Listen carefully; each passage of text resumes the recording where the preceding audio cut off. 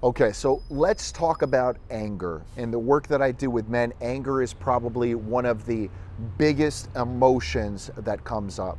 Now, I define anger as stored or repressed and therefore unexpressed emotions.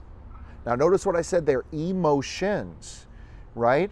Because although it may come up as anger, that doesn't mean that that's what the stored emotion was. It may have been stored anger, it may have been stored frustration, but very often, and this goes totally unrecognized by the individual, but what they're feeling is, gosh, I feel unseen, I feel unheard, I feel unappreciated. And I don't say something to my wife or my girlfriend or my fiance, and I just bury that down inside. Maybe because I'm not even consciously aware that I'm experiencing the emotion. Maybe it's because I want to say something, but I don't know how. I mean, there's a myriad of different reasons why we could push it down.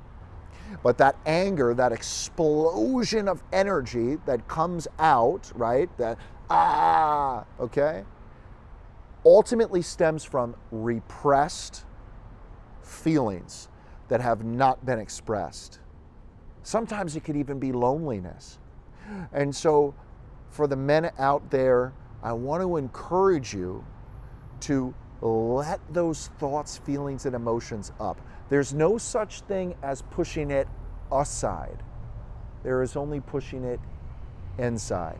And when we push it inside, that's not healthy. I don't care who we are, man or woman. And for the women out there, I would invite you to perhaps take another framework at looking when you see the man in your life really coming out and expressing this anger, and ask him, what's underneath that anger? Hey, gosh, you're so angry right now. Tell me, what is it that you're angry about? And by the way, this goes both ways for both men and women, okay?